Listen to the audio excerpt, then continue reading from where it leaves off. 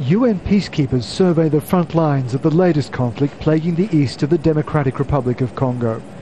The Indian pilots take me on their search for weak spots in their defences. In the hills bordering Rwanda sits M23, a group of Congolese army deserters who launched a rebellion 3 months ago. Below, 4 armoured UN vehicles stand guard over a strategic road.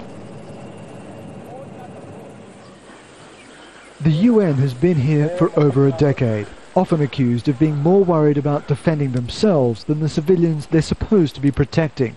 But since the rebellion began, the UN has interpreted its mandate much more aggressively than ever before.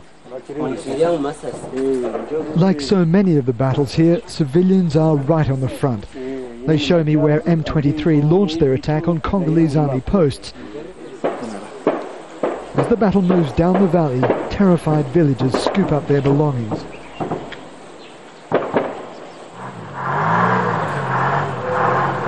But the UN is also here.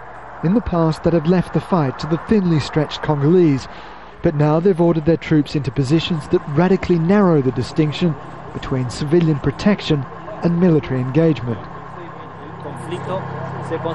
The fighting is concentrated ahead, says Captain Wilfred Correa, but when the army advances, we move into the positions they've just vacated. And if they're attacked, they'll fight back hard. The Uruguayan troops are holding these rear positions.